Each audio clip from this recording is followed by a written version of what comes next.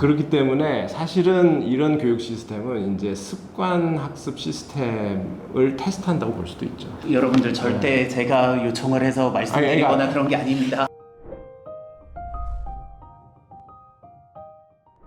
안녕하세요, 대치동 캐슬입니다. 오늘은요, 지난번에 제가 박문호 박사님과 함께 뇌과학에 관한 이야기를 소개해 드렸는데요. 그런 면에서 오늘은 정말로 특별한 분을 모셨습니다. 간단히 자기소개를 부탁드립니다. 네, 저는 서울대학교 자연과학대학 뇌인지과학과의 교수로 있는 이인하라고 합니다. 네, 교수님께서는요, 이번에 기억하는 뇌, 망각하는 뇌라는 책을 쓴 저작이기도 하십니다. 그래서 교수님 이력을 보니까요, 서울대학교 심리학과에서 학석사를 하셨고요, 박사학위를 미국의 유타 대학에서 신경과학으로 받으셨습니다. 그리고 나서 뇌인지 과학 쪽으로 계속 연구를 하셨는데요. 실은 이게 문과에서 이과로 간 커리어의 큰 변화라고 할 수 있거든요. 이렇게 커리어를 변경하셔서 연구를 하게 된 이유가 무엇인가요? 그냥 하고 싶은 걸 따라서 하다 보니까 문과하고 이과의 바운더리가 별로 의미가 없어지는 상황이 된 것 같아요. 그러니까 제가 원래는 최초의 서울대를 지원했을 때는 미학과를 지원했었어요. 그 예술철학끼리 하고 싶어가지고. 네. 문과였으니까 그런 거에 공연 예술도 관심이 많고 그래가지고 떨어졌죠.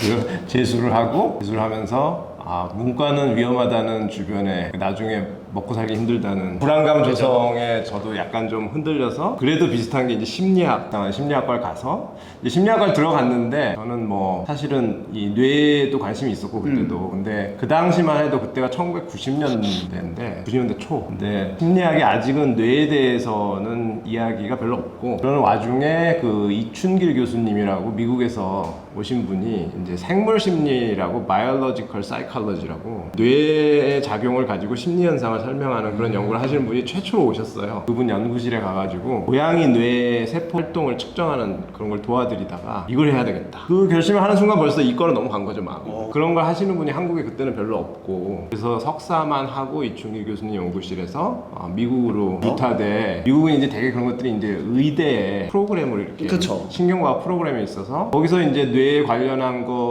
뭐 화학도 배우고 뭐 바이오케미스트리도 배우고 뭐 이것저것 많이 배우고 하다 보니까 그러다가 또 포스닥도 박사 후 연구원 박사 따고 가는 것도 텍사스 의대에 있는 뭐 뉴로 어네터미 이런 데로 가게 되고 그래서 하고 싶은 걸 이렇게 하다 보면 뇌라는 게 우리의 정신을 만든다는 측면에서는 문과스러운 점이 있지만 작용은 전부 다 세포의 그쵸. 일이기 때문에 자연과학이고 그래서 이게 저는 이제 문과 이과 이렇게 나눠서 공부하는 게 가장 안 맞는 분야 중에 하나이기 때문에 뇌 연구하는 사람들한테 사실 문과니 이과니 이런 건 별로 의미가 없고 굉장한 융합적인 주제이기 때문에 그렇게 하다 보니까 이렇게 된 것 같습니다. 제가 실은 교수님을 뵙게 된 이유가 이게 뇌인지과학이라는 분야를 연구하고 계십니다. 그리고 실은 학습이라는 게 결국 뇌의 작용이고 뇌의 메커니즘을 알면 알수록 유리한 게 있으니까 이렇게 이야기를 듣고 싶어서 모시게 됐는데요. 뇌인지과학이 되게 생소할 수 있는데 뇌인지과학이라는 분야에 대해서 간단히 설명을 해주실 수 있을까요? 아마 뇌과학과 인지과학의 합성어라고 생각하시면 제일 쉬울 것 같아요. 뇌과학이라는 거는 예를 들어서 뇌 속에 있는 뭐 혈관이 어떻게 하면 터지지 그쵸. 않을게 할까 이런 것도 다 뇌과학이고요. 뇌 속에 있는 세포가 죽지 않게 잘 건강하게 하는 것도 뇌과학이고 근데 그런 건 약간 의학적인 냄새가 나죠. 근데 이제 그런 세포들이 작용을 함으로써 우리가 정신적으로 뭔가 공부도 할 수 있고 여러 가지 정신현상이 인지가 생겨나는 건데 한편에서 이제 뇌과학이라는 역사가 있고요. 그 주로 의학이나 생리학과 관련해서 근데 한편에선 철학, 심리학하고 같이 맞물려서 이제 컴퓨터 정보처리 이론이 태를 얻기 시작하면서 인지과학이라는 게 인간의 사고를 정보처리 측면에서 컴퓨터처럼 설명하려는 게 인지과학인데 요즘에 이제 그런 뇌과학 쪽과 인지과학 쪽이 그러니까 뇌과학자가 우리도 인지를 설명할 수 있을 것 같은데 하면서 이제 뇌인지과학이란 말이 우리나라에서 특징적으로 좀 쓰는 말이고요. 사실 뇌인지과학이라는 말은 미국에서나 유럽에서는 거의 쓰지 않는 말인 것 같아요. 그냥 거기서는 뉴로사이언스 혹은 코그니티브 뉴로사이언스 인지신경과학 이렇게 부르고 근데 그게 우리나라 말로 하면 신경이 들어가면 약간 좀 의학스럽죠. 그쵸. 그래서 뇌인지과학이 제가 볼 때는 영어보다 훨씬 나은 말이 아닌가 그런 생각이 들어서 저희 서울대에 있는 뇌인지과학과도 그냥 뇌인지과학과라고 그냥 이름을 붙였습니다. 그래서 뇌와 인지과학의 합성어라고 생각하시면 가장 이해하기 쉬우실 것 같아요. 이게 들어보시면 아시겠지만 학습을 하는 데 있어서 굉장히 코어한 두 파트, 그러니까 뇌를 이해하는 파트와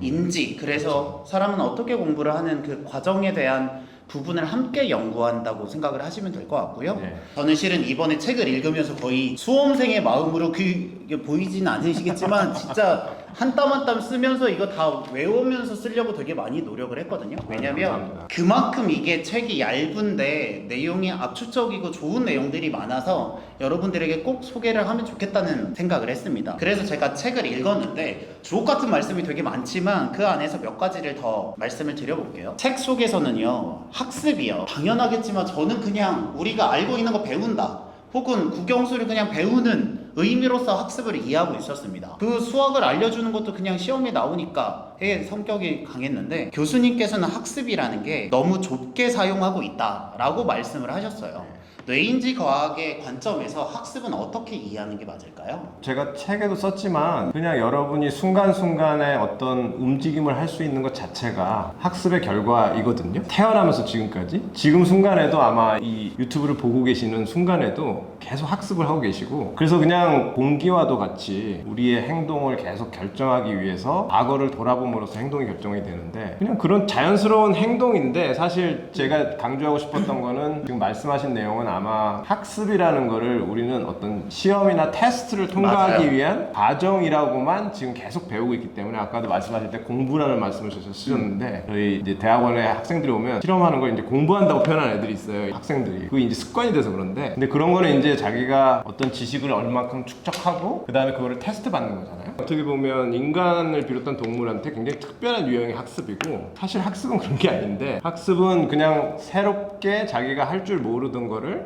할 줄 알게 돼서 그게 더 이상 새롭지 않게 되는 그런 상태가 학습이거든요. 그래서 저희가 버스 노선을 새로 알아가지고, 아, 오늘 그거 타고 왔는데 너무 좋았다, 다음에도 그거 타야지, 그거 자체도 학습이거든요. 인간 생활이 학습이 없으면 전혀 이어지지 않는, 어떻게 보면 심장이 매일 뛰는 것처럼 심장이 정지하는 걸 상상할 수 없잖아요. 그러니까 뇌가 학습을 중단하는 순간 여러분도 그냥 생명체로서 끝나는 그런, 이렇게 생명 현상의 하나로 이해를 해야 되는데, 이게 너무 공부 쪽으로만. 근데 이제 아이러니컬한 거는, 그런 생명 현상의 하나를 가지고 시험을 보건 뭘 하건 공부를 하건 그것도 거기다가 쓰는 거거든요. 그러니까 생명 현상의 하나로서 마치 심장을 잘 이해하면 심장을 강하게 트레인시켜서 올림픽에 나갈 수도 있는 것처럼, 그 자기의 뇌의 인지를 잘 이해하면 그걸 강하게 트레인시켜서 뭐 우수한 시험 성적을 낼 수도 있겠죠. 근데 그거는 뇌가 할 수 있는 아주 작은 부분 중에 하나고, 사실은 여러분의 일생을 좌우하는 그냥 심장과 같은 존재다, 이런 말씀을 좀 드리고 싶었는데, 그게 아마 좀 저 책으로 전달하기는 전달이 잘 안 됐을지도 몰라요. 저는 읽으면서 어떤 느낌이 들었냐면, 너무 학습이란 단어에 힘을 주고 있다가 약간 힘을 빼는 느낌이 좀 들었습니다. 그렇죠. 내가 책을 안 읽으면 공부를 안 하고 있고, 내가 뭐 어떤 시험 준비를 하지 않으면 나는 발전이 없는 거 아니야? 라고 생각을 했다가 교수님이 쓰신 그 학습의 의미를 깨닫고 나서, 저는 뭐 습관을 좋아하니까 그런 최적화를 되게 많이 하는데, 뭐 의자를 새로 산 거, 뭐 장비를 좀 산 거, 공부 방법을 바꿔보는 거, 경로를 바꿔보는 거, 이 모든 게 학습이라고 생각하니까 조금 더 마음이 편해졌다라는 생각이 들었어요. 그게 개인차가 상당히 크기 때문에, 아까도 저희가 촬영 들어가기 전에 그런 얘기를 했는데, 개인차가 상당히 크기 때문에 자기 뇌가 어떤 환경에서 어떤 종류의 학습에 특화되어 있는지를 알 필요가 있어요. 그게 사람마다 다 달라요. 근데 지금의 이제 초중고등학교 학습은 이제 그거를 일률적으로 맞추는 데 초점이 들어가 있기 때문에 본인이 막 거기서 괴로워하잖아요. 아, 쟤는 저렇게 잘하는데 왜 나는 안 되지? 막 이런데, 그건 본인의 뇌가 다르기 때문인데, 그쪽으로 특화시킬 수 있는 어떤 환경이나 이런 걸 찾으면 굉장히 놀랍게 퍼포먼스를 할 수가 있다. 그런 것들은 뇌인지 과학에서 잘 알고 있는 것들이기 때문에, 뭐 그런 걸 찾는데 좀 도움이 되는 그런 내용이었으면 좋겠어요. 좀 더 질문을 드리면, 학습의 종류, 그러니까 기억의 종류, 그러니까 뇌가 기억하고 있는 학습의 종류가 다르다고 말씀을 하셨잖아요. 많이 다르죠. 네. 그 다른 걸 일반 사람들이 볼 때는 어차피 공부하는 거고, 내가 이게 수학 문제 푸는데 어떻게 내 뇌에 작용이 하고 있는지 실은 잘 모르잖아요. 큰 틀에서 뇌가 어떤 종류의 학습이 있다고 이해하면 좋을까요? 지금까지 밝혀진 게 다는 아니지만 네. 앞으로 많이 밝혀질 거예요. 근데 지금까지 그래도 아무것도 모르던 시절에 비하면 많이 알게 됐는데, 크게 제 책에서 강조한 거는 이제 반복을 위해 존재하는 뇌의 영역들. 그렇죠. 여기는 반복을 위해 존재한다기보다는 무언가를 하나 배우는데 반복만이 살 길이다, 이런 습관 같은 것, 절차적 기억이라고 procedural knowledge라고 하는데 저 책에서는 뭐 자전거 타는 거, 악기 배우는 거 이런 걸 많이 예로 들었어요. 여러분이 뭐 자전거 한번 타려면 아 저거 타고 싶은데 자기의 몸과 이게 다 따로 놀잖아요. 그쵸. 근데 열심히 하면 매일 반복하면 또 갑자기 되지도 않고 이 반복 학습 혹은 습관 학습, 절차적 학습 시스템은 뭐 우리 뇌의 여러 기관들이 뭐 선조체나 어려운 기관들이 그런 데 특화돼 있는데 그런 것들은 사실 이렇게 서서히 이렇게 자기도 모르게 학습이 이루어지기 때문에 사실 자기가 잘 모릅니다. 사실 무의식적으로 자기 손해가 지금 자전거를 얼마나 배웠는지 절대 알 수 없어요. 하지만 믿고 계속 반복하면 어느 순간 자전거가 딱 이렇게 두발 자전거를 얘기하는 건데 지금은 두발 자전거가 딱 되는 걸 느끼고 뭐 스키 배우고 스노우보드 배우고 그런 거는 악기도 그렇고 그러니까 그런 뇌 세포들은 점진적으로 학습을 하게끔 설계가 돼 있고 진화적으로 그 대신 장점은 좀 답답하긴 한데 장점은 한번 이제 습관으로 자리를 잡으면 평생 잊어버리지 않는다.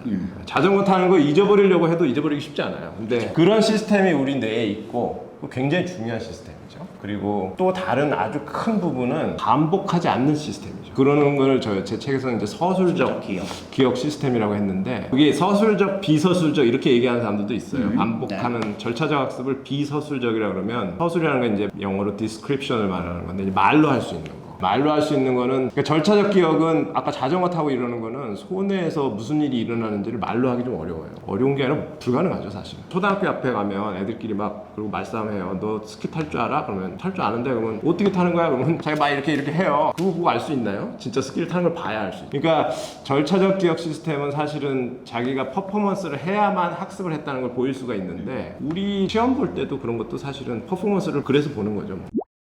근데 서술적 기억 시스템은 해마니 뭐 여러 해마를 비롯한 시스템들이 관여하는데 그것은 자기의 기억의 내용을 말로 자기가 기억을 가지고 있다는 걸 할 수가 있어요. 이거는 이제 일화 기억이 아주 대표적인 예인데 일화 기억이라는 게 에피소딩 메모리라고 하는데 예를 들어서 오늘 아침에 뭘 드셨나요? 저는 아침에 두유 한 잔 먹었습니다. 그런 쓸데없는 걸 왜 기억하고 다니시나요? 물어보면은 그냥 뇌가 기억하는 거지. 그렇죠. 제가 그런 게 의도한 게 아니죠. 네네네. 그냥 기억이 나는 겁니다. 그러니까 한 번만 일어난 일을 다 기억해요. 그리고 다 기억하는 것도 모자라서 제가 이렇게 물어보면 아주 즉석에서 인출이 돼요. 그러니까 이런 게 사실은 지금 AI가 못하는 그런 학습이거든요. 그래서 이런 것들을 한 번만 일어난다고 해서 원샷 메모리라고도 하고 이런 시스템은 반복하고 또 거리가 멀죠. 그래서 반복되지 않은 거를 찰나적으로 학습하는 시스템, 그 다음에 계속해서 반복되는 걸 학습하는 시스템. 크게 보면 이렇게 두 가지가 있는데 그거는 이 세상에 뇌를 둘러싼 우리 주변 환경이 그렇게 돼 있기 때문인 것 같아요. 뇌는 사실은 어떻게든 제가 뒤쪽에 말했던 반복되지 않는 시스템은 잘 안 쓰려고 그래요. 왜냐하면 그게 에너지가 많이 들어요.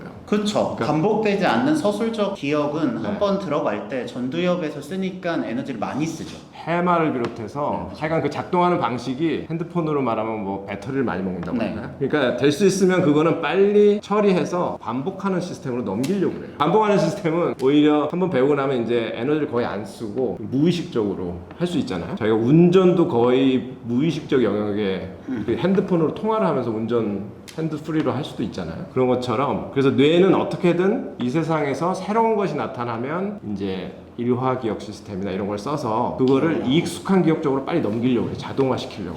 그렇기 때문에 이거는 사실 모든 학습은 다 여기에 해당한다고 볼 수 있어요. 그러니까 시험 공부도 마찬가지고 그래서 익숙하지 않은 정도는 우리가 새로운 뭐 나블티라고 하는데 익숙한 정도를 자기가 어느 정도 알 수 있거든요. 그러니까 네. 새로운 정도를 그렇죠. 이게 자기한테 새롭다 그러면 학습이 안 된 거죠. 그러면 이제 서술적 기억 시스템이 그걸 어떻게든 빨리 습관으로 넘기려고 애를 쓰는데 습관 쪽에서 요구하는 거는 습관 절차적 기억 시스템 쪽에서 요구하는 거는 반복을 해라 그러려면 나한테 넘기려면 그렇죠. 그렇게 하겠죠? 그럼 반복을 해야 되는 거예요. 그러니까 예를 들어서 이제 그런 두 가지 큰 종류가 있고 그 외에 뭐 다른 여러 가지 변종이 있지만 크게는 일반인들이 아시기에는 그 정도면 뇌 시스템을 학습 시스템을 아는데 충분하지 않을까 그런 생각이 들어요. 교수님 보면서 저는 되게 소름이 돋았던 게 저는 습관을 되게 중시 여기거든요. 근데 실은 습관은 말씀하신 것처럼 절차적 기억이잖아요. 왜냐하면 서술적 기억은 에너지를 많이 쓰기 때문에 그걸 어느 정도 환경을 만들어 놓으면 최대한 루틴하게 만들어서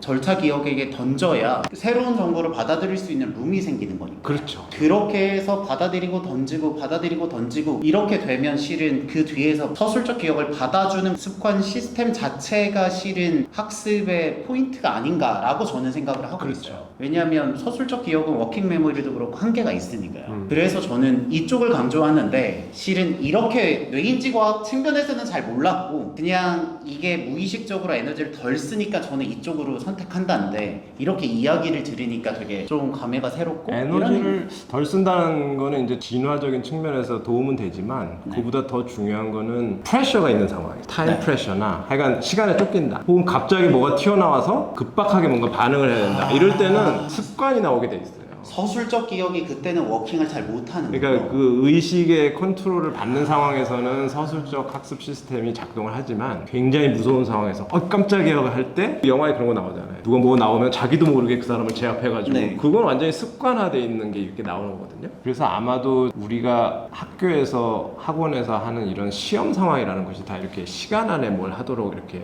프레셔를 주잖아요. 그렇게 해석할 수도 있겠네요. 그렇기 때문에 사실은 이런 교육 시스템은 이제 습관 학습 시스템을 테스트한다고 볼 수도 있죠. 여러분들 절대 제가 요청을 해서 말씀드리거나 그러니까 그런 게 아닙니다. 그런 게 반드시 좋다는 건 아닌데 네. 왜냐하면 창의적인 뇌는 사실은 서술적 기억 시스템하고도 많이 관련이 돼 있기 그쵸. 때문에 예를 들어서 수학 시험을 보면 하루 종일 혹은 일주일 시간을 주고 이 문제를 풀어라 이런 것도 필요한데 우리나라 교육은 너무 이렇게 이제 시간을 주고 굉장히 많은 문제를 절차적으로 쫙 풀어내는 그런 것만 테스트하고 있기 때문에 좀 아쉬운 점은 있는데 근데 우리 생활 자체가 다 그렇게 돼 있어요. 시간 안에 뭔가를 해야 되는 업무들이 있고 절차적 학습 시스템이나 습관이 그렇게 수고를 덜어줘야 자동화돼서 저희가 좀 창의적으로 뭔가 할 수 있는 룸이 생기거든요. 이게 상호 보완적인 관계죠. 한쪽만 있어서는 안 되고 밸런스가 되게 중요한데 학교 교육에서도 제 생각에는 개인차가 좀 있기 때문에 그 개인차는 저희 뇌인지과학에서는 아직은 잘 모르는 영역인데 이 습관 시스템으로 굉장히 뭔가를 잘하는 사람들이 있고 근데 그거 뭔가 루틴하게 하는 건 잘 못하는데 굉장히 창의적인 사람들이 그쵸. 있고 근데 그런 것들이 얼마나 개인차가 심한지는 이제 앞으로 뇌인지과학 연구에서 밝혀지겠지만 그러니까 본인의 그런 밸런스를 잘 찾으시고 두 시스템을 잘 이용하시면 좋은 일이 있지 않을까 그런 생각이 좀 드네요. 하는 김에 한 가지 더 질문을 드리면 서술적 기억을 배울 때 그러니까 우리한테 새로운 내용을 배울 때요. 실은 이해와 암기 사람들이 흔히 이렇게 얘기를 하잖아요. 근데 어떤 사람들은 이해를 100% 해야 의미가 있어 라고 생각을 하는 사람이 있어서 암기 쪽을 아예 안 하시는 분들이 있고 그런데 반대로 암기를 먼저 잘 모르면 암기를 먼저 하면 그게 익숙해지니까 이해가 될 수도 있어 라고 생각하는 영역들이 있어요. 이게 뭐가 좋다 나쁘다 보다는 이게 비율의 문제라고 생각하는데 이런 부분에 대해서는 어떻게 생각하시나요? 그게 어려운 문제인데요. 그러니까 뇌인지 과학적으로만 설명을 하면 두 가지 시스템이 다 작동할 때가 있거든요. 이제 암기만 해가지고 학습을 시키는 경우는 대개는 뇌인지 과학에서는 혹은 심리학에서 학습에서는 이제 그거를 컨디셔닝이라고 부르죠. 그 파블로프의 개 실험 이런 거 아시죠? 네네네. 종소리를 들려주고 계속해서 먹이를 주면 그걸 반복하면 그 반복에 이제 키워드가 있는 건데 그걸 반복하면 결국에는 시스템이 학습을 해요. 아 종소리는 고기를 의미하는구나. 근데 개가 뭐 여러분은 개에 비유하는 건 아니고 파블로프가 그랬다는 건데 개가 종소리하고 고기는 도대체 무슨 상관일까? 그런 생각 할까요? 전혀 상관없습니다. 그런 생각 할 필요가 없어요. 왜냐하면 그냥 둘 간의 관계만 학습하면 되기 때문에. 근데 그런 식으로 이제 학습을 할 수가 있고 그런 시스템이 이제 컨디셔닝 시스템이 뇌에 있죠. 뭔가 중간에 생각을 많이 하지 않아도 계속해서 그리고 그런 학습이 굉장히 효율적이에요. 그런데 이제 분야에 따라서는 이제 뇌가 자연적으로 작동하는 생활에서 자연적으로 작동하는 방식은 아까 첫 번째 말씀하셨던 뭔가를 계속 생각하다 보면 내 앞에서 고양이가 예를 들어서 오늘 아침에 우유를 먹으려고 올려놨는데 우리 집 고양이가 지나가다 탁 쳐가지고 떨어졌다 깨졌다 제가 왜 저러지? 그러면서 다 수습하고 이제 직장에 와가지고 지내는데 자꾸 그 장면이 떠올라서 그러면 고양이를 그 위에 못 올라오게 해야 되나? 그러면서 계속 그 장면을 떠올릴 거 아니에요? 그러다가 또 이제 오후에 그러면 우유를 그냥 깨지지 않는 병으로 바꿔야 되나? 또 그거 자체가 이제 반복이거든요. 자기도 모르게 자꾸 생각을 하면서 반복을 하는 거예요. 그러면 이제 반복 학습을 하는 그 절차적 기억 시스템이 점점 이제 신호를 받기 시작하죠. 얘가 자꾸 반복하는데 이거 어떻게 해야 되나요? 제가 맡아야 되는 건가 이거는? 그러니까 점점 이렇게 반복되기 시작하면 자연스럽게 암기가 돼요. 뭔가를 계속해서 생각한다는 거는 그거를 자기가 떠올려서 계속 그 테이블 위에 놓고 계속해서 올려놓으면 그게 자체가 반복인데 그러니까 그런 종류의 반복이 있고 그냥 파블로프의 개처럼 의미 생각 안 하고 계속 똑같은 거를 이제 반복하는 경우가 있죠.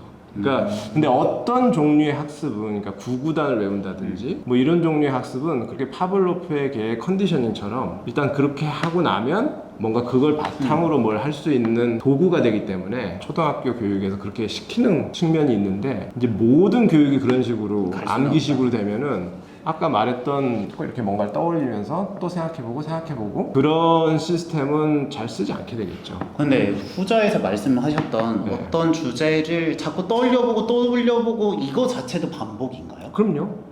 네. 그거는 저는 반복이라고 생각을 해본 적이 없는데. 그건 근데 이제 그걸 떠올릴 때마다 매번 완전히 다른 생각을 한다 그러면 반복이 아니지만 인지라는 게 그렇게 벌어지긴 좀 어렵거든요. 그쵸. 왜냐하면 그 씬은 계속해서 떠오를 테고, 네. 그죠? 그리고 꿈에도 나오고 네. 상상도 하고 비슷한 씬을 영화에서 보면 저거 저번에 본 거하고 비슷한 것 같은데.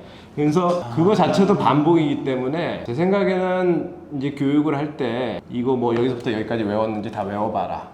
이건 정말 그 컨디셔닝 한 거를 확인하는 거고 그런 거 말고 그 같은 콘텐츠에 대해서 이렇게 얘기해보고 뭐 토론을 한다든지 그 다음에 글을 쓰게 한다든지 그걸 뭐 연극을 해보라 그러든지 그런 것도 같은 주제에 대해서 계속해서 뭔가를 반복하는 거거든요. 그러니까 결국은 공통된 점은 무언가를 이렇게 완전히 체화시켜서 학습한다는 거는 계속해서 반복적으로 떠올린다는 걸 의미하기 때문에 그 반복이 이제 기계적인 반복이냐 이제 절차적 학습 시스템은 그렇게 하지만 좀 더 창의적인 반복이냐 그 차이지 반복이 없이 학습이 이루어진다는 거는 뇌 세포가 무언가를 학습하는 원리를 보더라도 불가능한 일이에요. 의자에 대해서는 예를 들어서 새로운 건 자기한테 별로 없을지도 모르고 네. 그게 뇌가 바라는 상태예요. 그러니까 뇌는 새로운 걸 별로 좋아하지 않습니다. 어떤 사람들은 물어보면 저는 새로운 게 너무 좋아서 이걸 하려고 그러는데 사실은 이제 자연계의 동물들을 봐도 니오포빅하다고 그러는데 해마 같은 경우는 니오포빅하다는 건 새로운 게 싫다는 거예요. 니오가 새로운 거고 포빅은 싫어하는 거니까 동물은 생존을 위해서 자꾸 새로운 게 나타나는 걸 별로 좋아하지 않아요. 근데 이제 새로운 게 보이면 그걸 빨리 저게 뭔지 알아내가지고 저거 별거 아니구나 안 무서워해야 되겠다 앞으로 이렇게 익숙하게 만드는 그러니까 그거는 생존 본능이자 학습 본능이기 때문에 근데 이제 계속해서 자기가 뭔가를 그 하나의 토픽에 대해서 생각하고 시뮬레이션 하고 하는 게 과정 자체가 제 그냥 개인적인 생각으로는 새로운 거를 없애는 과정이죠. 다 이렇게 익숙하게 하고 그게 큰 틀에서의 학습이 아닐까 그런 생각이 듭니다. 예. 네. 그러면 제가 이해한 바로는 교수님 말씀을 좀 정리하면 학습이라는 게 우리가 그냥 시험 치려고 하는 게 뿐만 아니라 생존에 필요한 정보를 얻어서 행동을 바꾸는 모든 활동을 그렇죠. 학습이라고 생각하는데 뇌는 새로운 걸 싫어하니까 새로운 게 들어오면 어떻게든 그거를 반복하든 창의적이든 뭐 컨디셔닝이든 반복을 하든 생각을 하든 해서 그 새로운 주제가 익숙한 주제로 바뀌면 새롭지 않으니까 덜 무서워지면서 학습을 하게 된다. 그렇죠. 새로운 장소에 예를 들어서 쥐를 이렇게 들여보내면 쥐가 굉장히 많이 돌아다닙니다. 아마 여러분 뭐 애견 카페도 많고 그런데 가보면 이제 우리 개를 처음 거기 딱 데려놓으면 이 개가 굉장히 많이 돌아다녀요. 왜냐하면 일단 불안한 거예요. 그러니까 왜냐하면 여기 잘 모르는 데고 그 동물의 본능이거든요.